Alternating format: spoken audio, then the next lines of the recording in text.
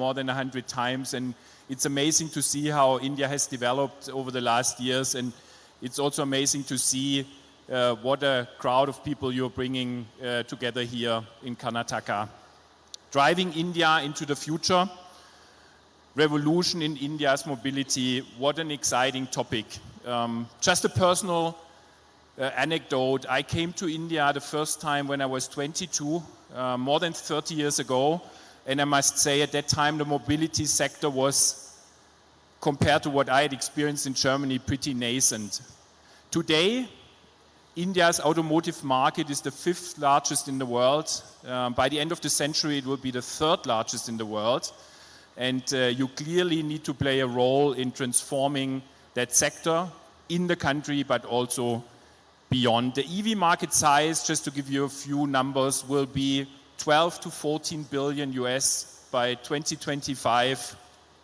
And the government has started to offer subsidies and tax benefits to support adoption, both on the supply and the demand side. And I'm traveling quite a bit. EV and mobility revolution is in everybody's mouth around the globe, but I think India is particular in a way this evolution and revolution will look like. It's a market that has very distinct segments, two-wheelers, three-wheelers, light commercial vehicles, and those are being disrupted quite heavily at the moment. It's unique in 3 dimensions. The first one I've just shared now. The second one, I think there are also macro implications, imperatives for moving from where you are to green mobility. And it's not only to reduce CO2, it's also to reduce dependency on oil and to help make cities less polluted and greener. And then last but not least, you have high fuel costs. So total cost of ownership for electric vehicles is already pretty attractive today without government subsidies. So there's an economical reason for end consumers to actually move. Now, with that context, I would like to start the discussion with our expert panels to understand a bit more what's happening in the space and how India can shape that next chapter. I would like to start with the strategic imperative of adopting clean mobility for India. And there are many reasons to do that. One clearly is to tackle the climate challenges, but there are others, and they vary for different countries. Reducing dependence on oil, creating a competitive advantage in a sector, and then going with that to the world. So I would like to invite you, Sachin, what are the strongest underlying imperatives for India to quickly adopt the clean mobility? And maybe before you answer the question, please introduce yourself very briefly to the audience. Hello. Thank you, Thomas. Good afternoon, ladies and gentlemen. My name is Sachin Nejhawan. I'm from Switch Mobility, which is the EV arm of Ashok Leyland. Overall, I have around 30 years of experience in automobile industry, and I'm really excited to be in this field, which is not talk of the town, but talk of the world. So that's where, your question is very, relevant to start with the imperatives, especially for a country like India. We all know that we are the 5th largest economy in the world, and we will be 3rd largest very soon. As ma'am said in the beginning, that transport sector contributes to around 6.3% of Indian GDP. Now, with the largest economy growing at such a huge pace, transportation growth is inevitable. With that comes the challenges, and the key challenges as India we have, I think the first and the foremost, which the whole globe is facing, is climate. That's the pollution. So if I just throw some numbers at you, unfortunately, as we know that we have the most polluted cities in India. If you talk about 10 top most polluted cities in India, 9 are in the world, 9 are in India. Come to CO2 emissions, well, we are growing so fast, we are such a large economy, so CO2 emissions are bound to grow. But is it sustainable? Is this growth sustainable the way we are going? Absolutely no. So we have to, work on this. 90% of all CO2 emissions are related to our sector, and out of that, it is basically the road transport which is, adding a lot to it. So we strongly believe that if we move towards clean mobility, just a rough cut figure, in India we can save around 1.7 gigatons of cumulative CO2 which are emitted. That's huge. If we achieve our goal of 30% EV penetration by 2030, the figure says that we can reduce our PM and CO2 emissions by around 18% and greenhouse gases by around 4%. Now just imagine the kind of impact it can have over the lives of people living in megacities in India. Coming to the second imperative, I think we have is a no-brainer: oil imports. That's really playing very hard on as far as India as a country is concerned, because 85% of our energy is oil which we import. If we really have to bring it down, the various initiatives which are being taken is to come with blending of fuel. Today morning I read the news that ethanol is being blended in petrol, and government has been able to save around 50,000 crore rupees. It's just a small example, and it's already showing the result. Oil consumption is going to grow. We will be consuming around 7 million barrels of oil by 2030 per day. Now that's by no means a joke. So if we are able to achieve this 30% EV penetration, we can bring down our import bill by, roughly down by 15%. That's roughly more than 1 lakh crore rupees. So these are just few numbers which I'm talking about, the kind of impact clean mobility can have on our economy, our health, the way the cities are growing, and to have the sustainable, growth. Last but not the least, our government has already committed to be net zero by 2070. Now, we want to have 500 gigawatts of energy through non-fossil fuels. We want to have 50% of energy needs coming from non-fossil fuels. India is the largest, is the fastest growing country as far as renewable energy is concerned. But is that enough?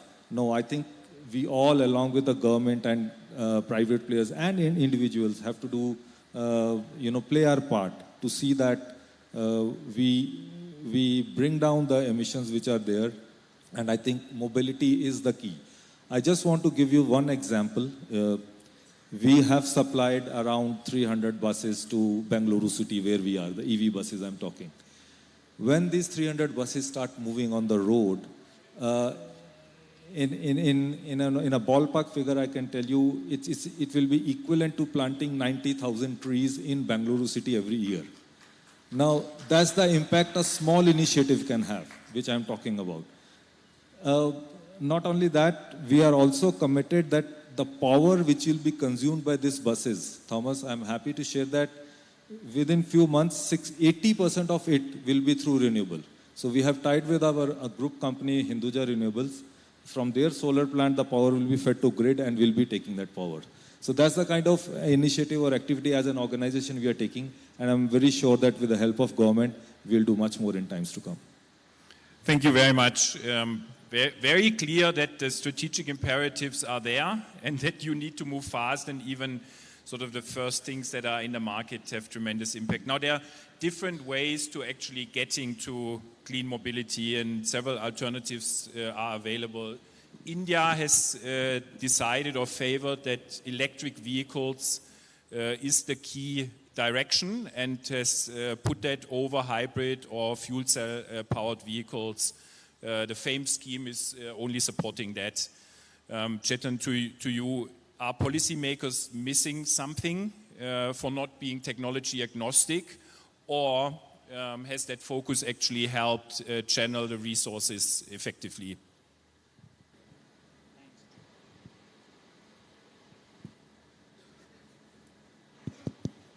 Thanks, Thomas. Yellurigo no namaskara.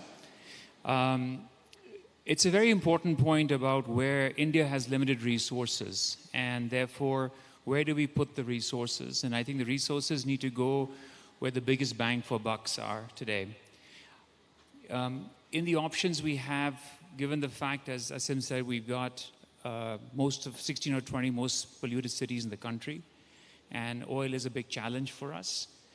The impact we have to do is a step change and not an incremental change. So hybrid technology reduces some fuel consumption, reduces some emissions, but it's not that impactful. The second thing is 80% of our vehicles are 2- and 3-wheelers, where those technologies may not be as appropriate. And while only 3% of our vehicles are buses and trucks, they constitute 40% of the energy that we use as a country. So the policies today are focused on 2-wheelers and 3-wheelers and buses. Probably we could add trucks to that on anxieties are addressed. I think EVs are heavy and make sense, especially for the PVs and buses, where the daily run is not more than 400 to 500 kilometers. The run in city application and the size of the batteries and its weight do not create also the payload problem. Further, electricity is available everywhere at home, at depots, and it charges. After the chargers are installed, it is easy. But it will come in phases, especially in case of cargo vehicles, from diesel to CNG, LNG, and finally to EV. It will not come in one way, and this has been progressing in the similar direction. Similarly, we have started the journey with intra-city applications for both passengers as well as the cargo vehicles. This is where we see the vehicles moving into cities, were first deployed in CNG and now with electric.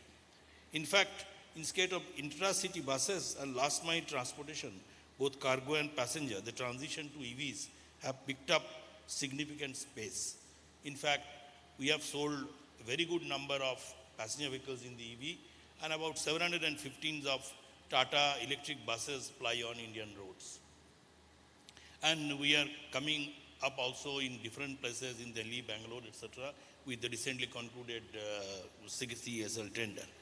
We now need to extend this clean fuel transition to various other city-focused applications as the customer requirements would be similar.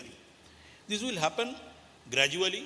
I think the next 10 years will be very much evolving. We will see from one segment to the other segment, these things will move in a big way. It will take a little time, but the transition will be smooth. I don't think it's a problem of the import bills. With the clean energy, finally we have to move from the coal-burnt fuels to the renewable energy. So far as the energy front is concerned, things will improve, and the oil companies also will change their manufacturing footprint from the different energy sources. This is in brief my response for the prioritization, how it will happen. Yeah, thank you very much. I would suggest we move on to government's role in that whole ecosystem setup. And around the globe, governments have actually pretty actively started supporting that transformation. And there are actually many ways in which you can do that, in many activities and areas where incentives can help on the charging side, residential, on the road activities, apartment buildings, battery as a service, swapping, etc. There's also the question around, do you actually incentivize the supply side or do you incentivize the demand side? So Chetan, to you, how do you rationalize across all those different opportunities, or what role should the government play? And maybe a second question to that, is the Indian government doing enough versus what you see around the globe to actually fuel that transformation that's needed? Thanks so much, Thomas. So I think, in India, we've got the support of the policy should actually do for all solutions because they're going to coexist. At a product level, it could be 2-wheelers, 3-wheelers, 4-wheelers, or buses. It could be slow charge, fast charge, or battery swapping. It's personal and shared where the emphasis of infrastructure would be different in shared, more swapping makes sense. In personal home charging or work charging makes sense here.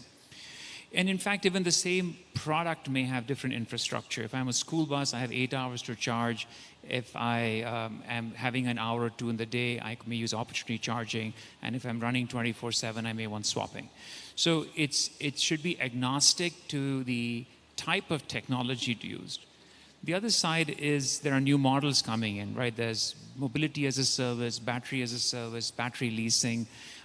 It's the same product being positioned differently. And the challenge we today have is that the policies are not looking at all the business models and they're not looking at all the solutions. So for example, if the same product you were to have a battery leasing or you have a battery swapping, then the GST on the battery would be 18% compared to a vehicle at 5% when sold together, right? So there's an anomaly on taxation. Similarly, the services for charging a battery would be at 18% versus say 5%. So there's taxation challenge. The subsidies today are based on the battery size, but if you suddenly separate the battery out, there's non-clarity around how the subsidies come.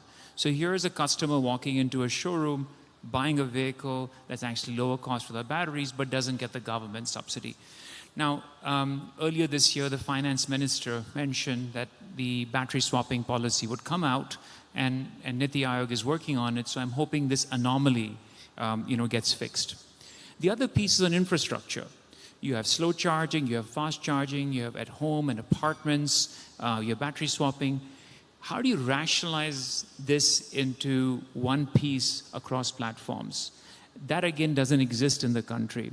But it could be very simply rationalized by saying there's a certain concession per kilowatt of energy dispensed. That could be AC or DC or through battery swapping. And that enables multiple infrastructure solutions to be there. So I think if these two key areas of rationalizing certain things to enable different models to come can be huge. The other piece is several states have offering local benefits, Delhi is taking the forefront on that. These policies are not uniform from state to state, so therefore states that offer such policies, you're seeing electrification much higher. While Karnataka started the EV policy, when the first one in the country, it's a position that it could take right now to also see how some of these demand incentives could come to customers to accelerate adoption of electric mobility. Thank you very much. We heard and you shared that there are many different technologies, operating models, etc. in the market. Now scaling something that's very complex is probably a challenge. And some argue that interoperability or common tech standards will actually accelerate. However, obviously then if you do that, there's a risk of limiting innovation, risk of making the strongest technology win in the future. Sachin, what's your ideal path for India in that respect? Thank you, Thomas. Well, I think Mani covered very critical points when he spoke about the infra and how we have to do it. In India, I'm convinced that interoperability or the inter-usage and the common technology standards are must. These are the need of the hour. See, we are doing a lot of innovation on developing new products. Don't we think we should do a lot of innovation on execution piece of it? I'll just give you one example. We do public transport buses, so does Tata. In one of the cities, there is a depot. I have my chargers. Now, after some time, Tata buses came. Now, they'll have to put their own chargers. I tell you, it is at least 10% of the total project cost. Then it takes time. Today, if I have to supply a bus, it will take me 3 months to make a bus. But many places, developing infra takes 4 to 5 months. Now, where is the land in India? So there is so much of wastage happening there. I think if there is a policy, as Chetan said, we can bring down the cost, we can speed up the delivery, we can, a business model can generate much faster of charging infra from this. Because then the utility of a particular charging station will be much more during the day and people will be encouraged to put those kind of infrastructure at whatever places they have.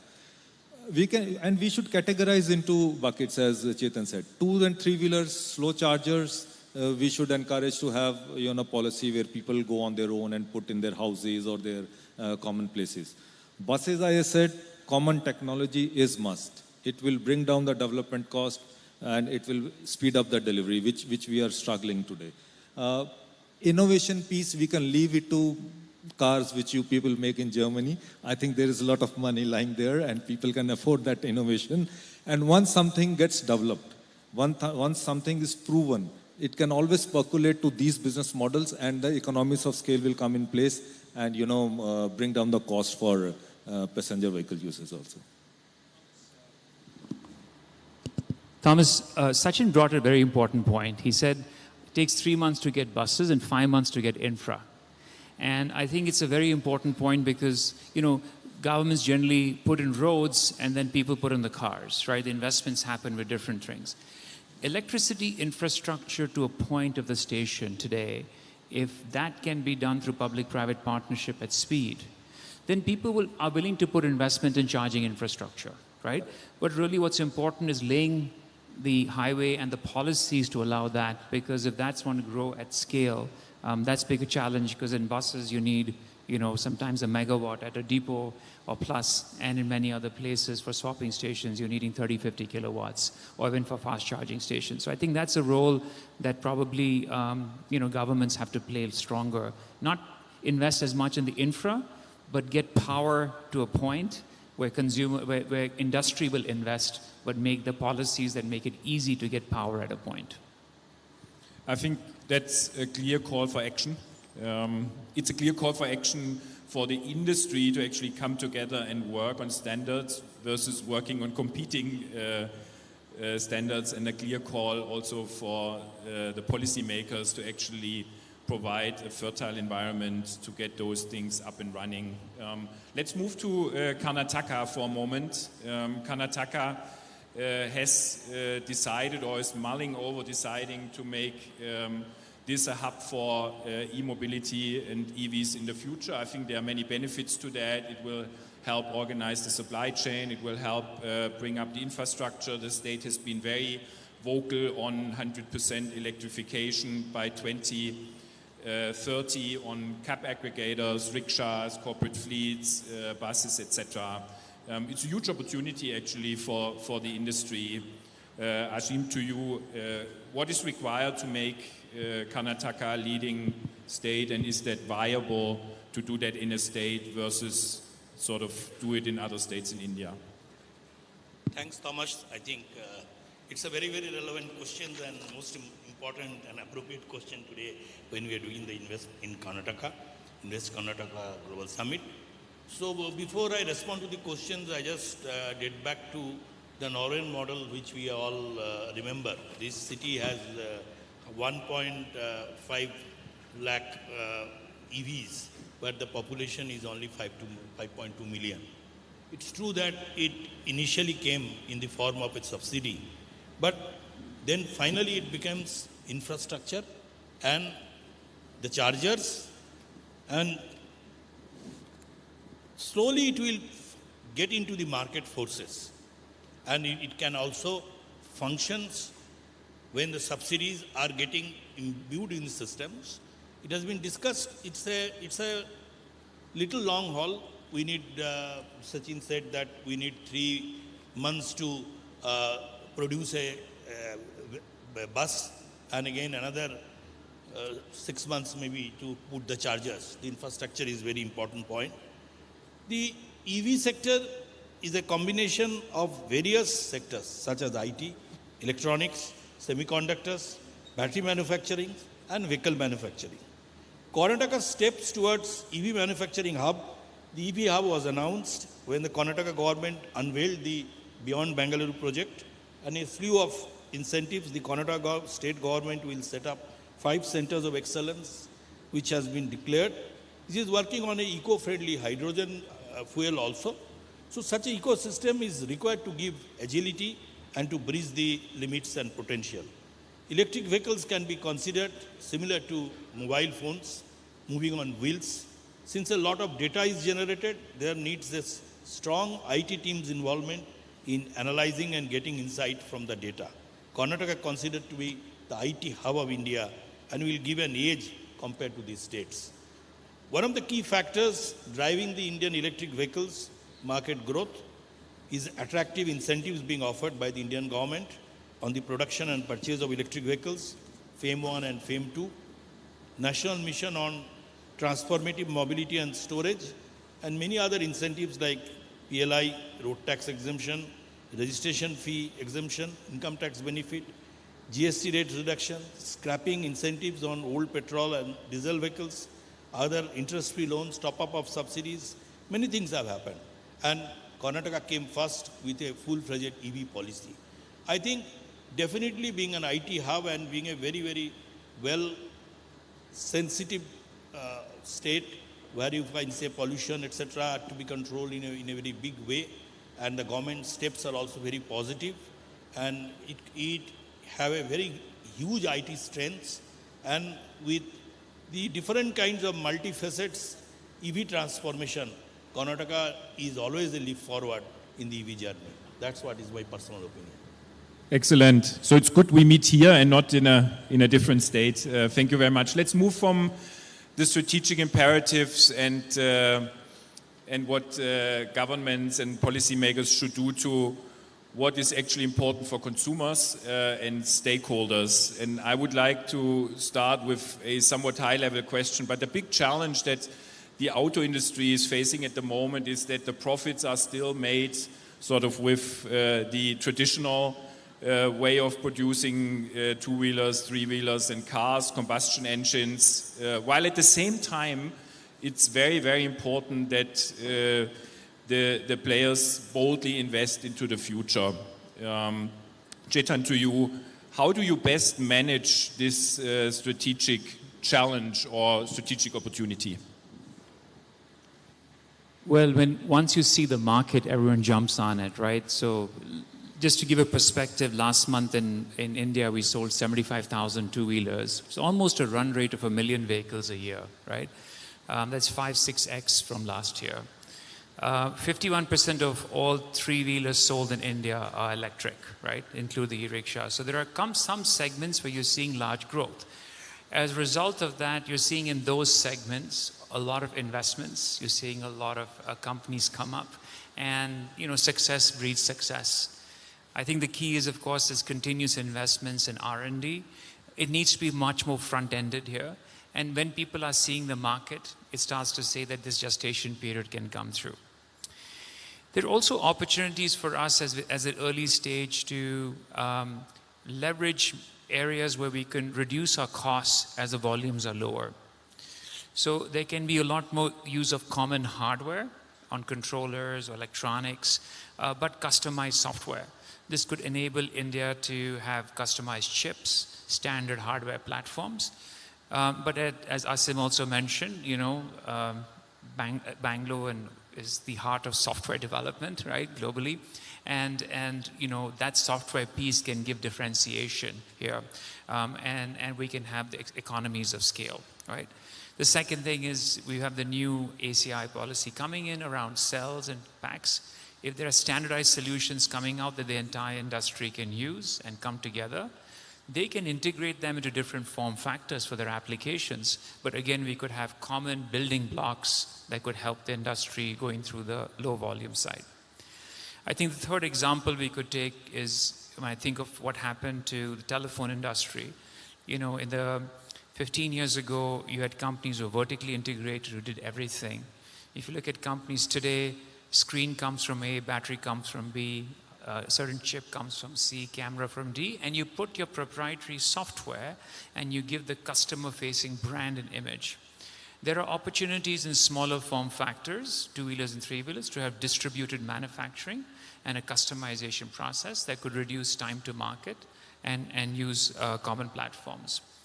And in our experience of doing battery swapping, what we have found is we have reduced the investment for an OEM by 70% because the standard batteries come across, and we reduced the time to market by 70%.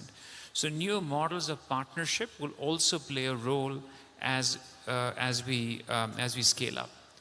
I think one thing that would be helpful, especially from a supply chain point of view, we see a lot of policies from the government at the ACC, at the large company point, but a heart of most industries are the SMEs and the MSMEs. And there isn't a very strong framework for these companies to invest in technology and R&D related to this. I think that's where some more work can come on policies to give a push to the supplier ecosystem to really enable this in its infant stages. Thank you. Let's quickly move to the consumer side. I mean, there are two big concerns that we hear. One is range anxiety, the other one is safety concerns. Asim, what can companies do to actually address those concerns? Yes, safety is most of the important points, and we have been running, as I said, these industries are very much evolving, and we have an experience of running 715 buses across the country, and a huge number of buses will be forthcoming, including the same in the Bangalore city. So we are quite concerned. Recent events have actually highlighted the need for safety to be built in EV technology. Now, it depends on how do you address the safety. Definitely, the battery technology, which is the Gen 4 battery, the lithium ion which we are taking, and then going to the lithium phosphate, which is the Gen 5 battery, that will basically improve the position in a very big way. And in currently concluded CSL tenders, which has happened, that has emphasized on the use of those batteries. We also need to remember that our country has unique requirements of ambient conditions, heat, rainfall, water logging, road conditions, use and abuse propensity, and economic aspects of the technology. So first and foremost, we must need to make a careful choice of technology which meets these conditions rather than trying to transplant products developed for any other markets. This becomes most critical, and the OEMs are concerned about it, and it's also heartening to note that the government is also making significant safety rules which are made welcome by the OEMs. The interesting part of the EV technology is because it breaks down traditional barriers of automaking. It appears easy to implement by anyone and everyone. However, implementing technology is not a demonstration project. It has to be done very carefully, which needs decades of automaking experience to be brought to effect. Otherwise, there is a risk of few players tarnishing the technology and would be unfortunate. On safety, we are already taking efforts to develop safety measures through software as well as hardware. We will also have additional safety compliance we welcome declared by the government as prescribed, which will further enhance the safety performance. It is anyway topmost priority of India, topmost priority of the OEMs and operators, and topmost priorities of everyone in the country. Yeah, thank you. I think if you look beyond India, both those concerns were there. I mean, range anxiety and safety. I think the industry has actually demonstrated over time that they can be managed. Another concern that many people actually voice is, can I charge? And that's the question around infrastructure, which we earlier had. And the solutions are very different. If you go to Holland and you go to Amsterdam, it's a lot of roadside charging because people live in apartments and you can't install in residencies. If you go to California, it's a lot of workplace charging because everybody drives to work with their cars. Sachin, the question for you, I mean, what's the solution for India and how will that be different for metros and tier 2 and 3 cities?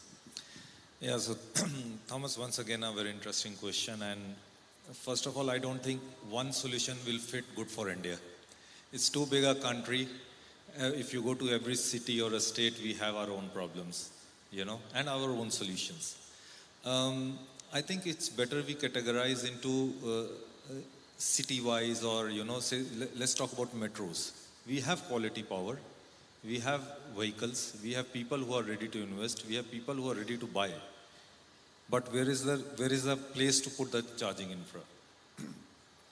So I think here it's very important to have some sort of policy wherein the public space, wherever possible, the private space or private people are encouraged to give their place for putting up charging infra, and they are incentivized so that more charging points can come. I was just discussing with someone before the conference started.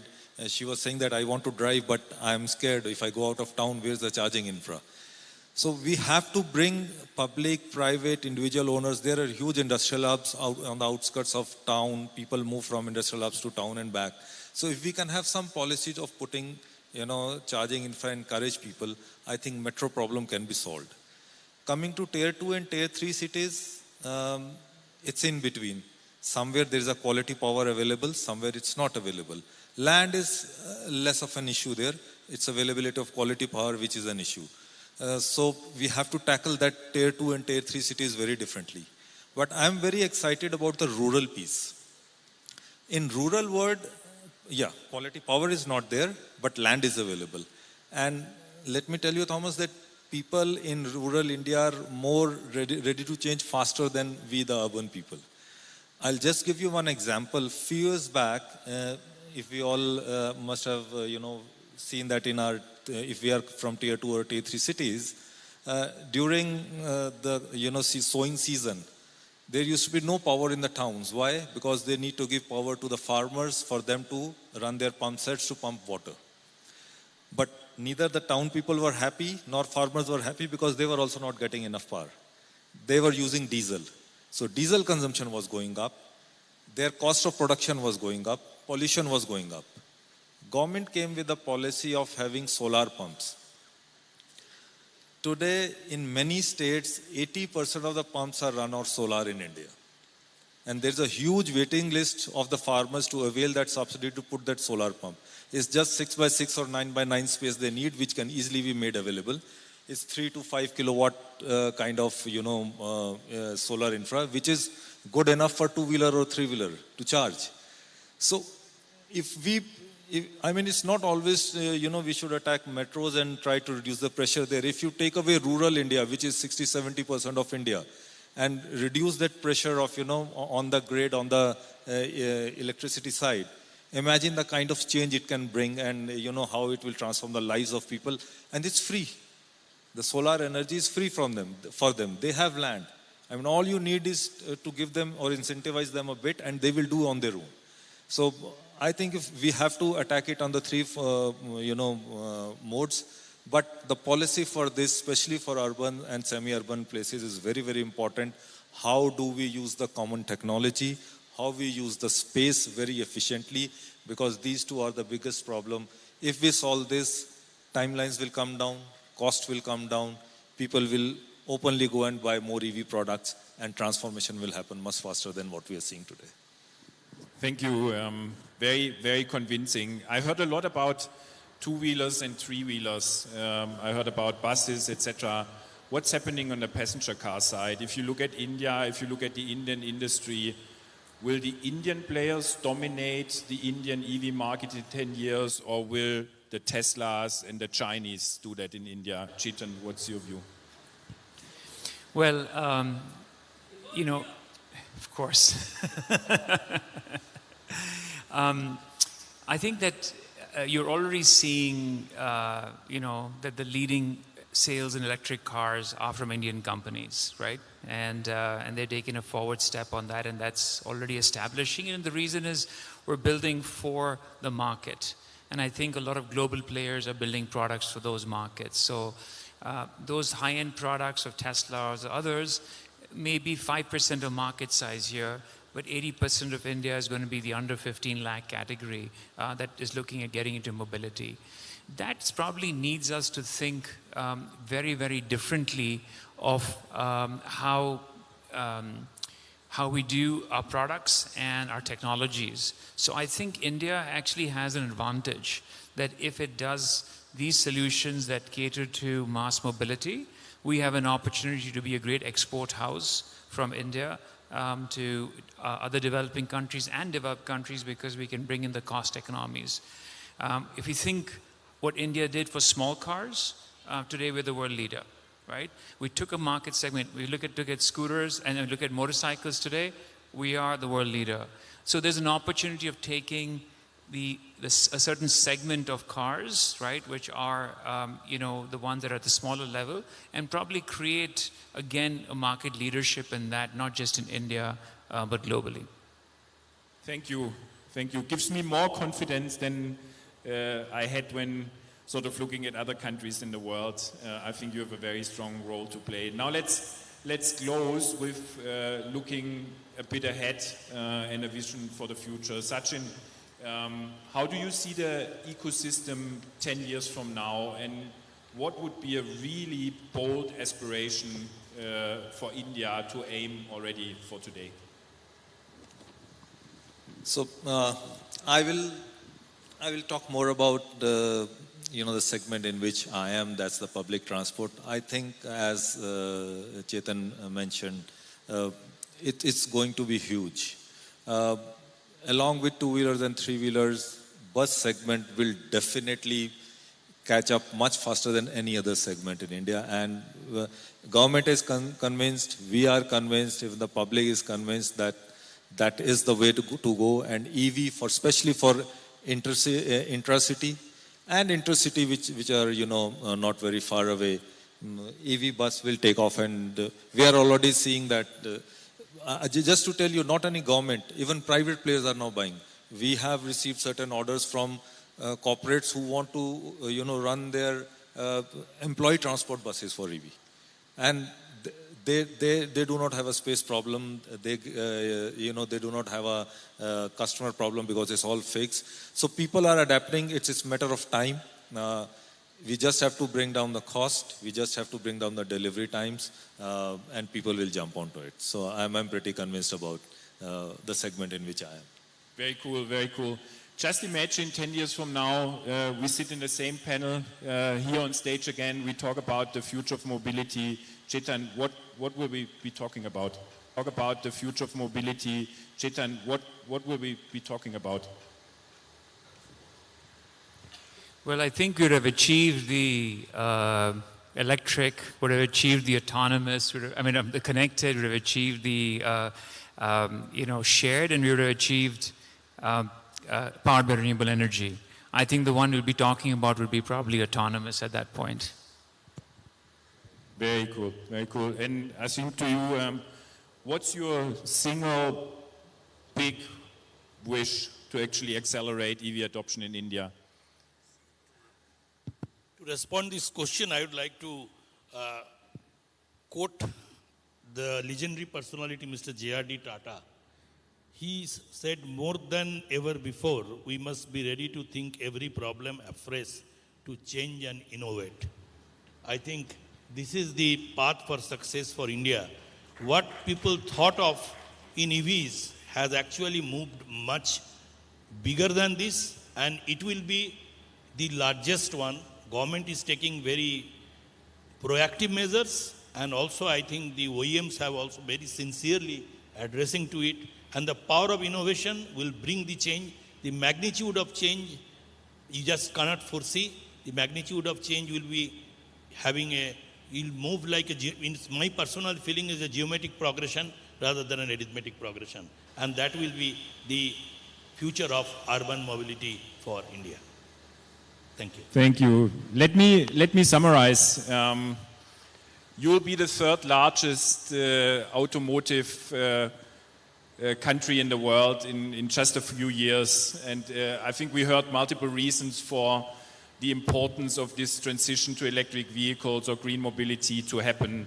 I think getting it right requires some ingredients. The first one we've talked about is we need a favorable political environment with the right incentives, the right focus on the topics that are helping the industry, but also the consumers to actually adopt.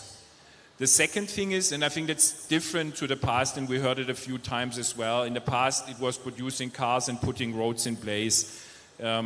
For this to happen, we need a holistic view on an ecosystem that's much more complex than it has been in the past. It's infrastructure, it's battery availability, it's regulation to be in place, it's the readiness of suppliers and automotive manufacturers, and actually all at the same time.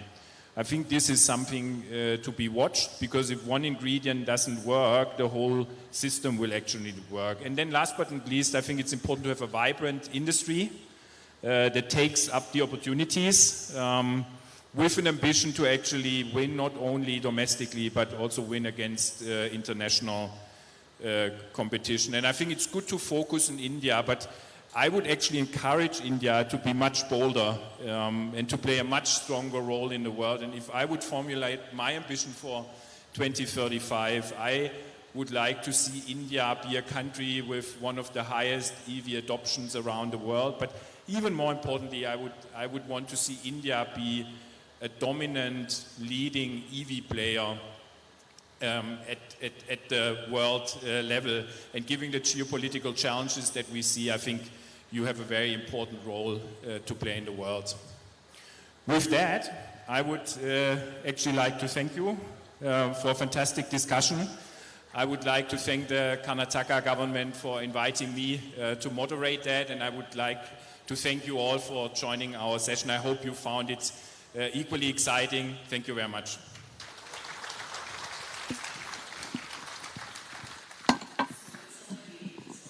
Kindly be seated, please. Please, sir. Please, few more minutes. So please be seated. We conclude on such a promising note. 10 years from now, we all sit and discuss about India's achievements and hoisting the flag of success in the EV sector. May we have a big round of applause for that. Very, very optimistic and promising impressions and thoughts shared. Thank you so much. Well, ladies and gentlemen, we have with us Commissioner, Industry and Commerce Department, Government of Karnataka, to hand over a token of gratitude to all our revered speakers here. Srimati Gunjan Krishna on the dais to give away the mementos. Chief Resource Officer at Switch India, Shri Sachin Nijavan. Thank you so much, sir. Co-founder and Chairman of Sun Mobility, Shri Chetan Myani. Thanks once again, sir. CEO and Managing Director for TML Smart City Mobility Solutions, Shri Asim Kumar Mukhyopadhyay. Dhanyavad, sir. And of course, our moderator, Managing Director and the Senior Partner at BCG, Mr. Thomas Donner. Loads of thanks to each one of you. And that was all about driving India into the future and revolution in India's mobility. Well, ladies and gentlemen, please make a note of this. At 1:30 p.m. in Audi 2, we will see a dynamic Indo-French investor interaction. Exactly at 1:30 p.m., Auditorium 2. And this will be on various opportunities for growth and challenges across sectors, along with SME investment experience. And that will be shared by very, very eminent dignitaries. Also, we invite all of you to join us for lunch, which is arranged at the delegate area. And we would once again want to remind you that please do visit the annex outside plenary hall at 2 p.m., where we will see a compelling interactive drum jam session facilitated by Roberto Narayan and Vasundhara Das. 2 p.m., annex outside plenary hall, drum jam, Roberto Narayan and Vasundhara Das. And also at 2:30, we once again reassemble here for the next session, which will be on India's self-reliance on aerospace and defense. And 3:30 p.m., we will have a compelling discussion on reinventing the energy ecosystem. This is all going to happen right here at this Auditorium 3. And of course, evening, we have an enriching experience with Jugalbandi exactly at 6:30 p.m. This is an Ekshagana and at 7:30 p.m. we have an Ekshagana performance. So please be with us. Together, we make it happen for Invest Karnataka 2022. Thank you. Dhanyavada.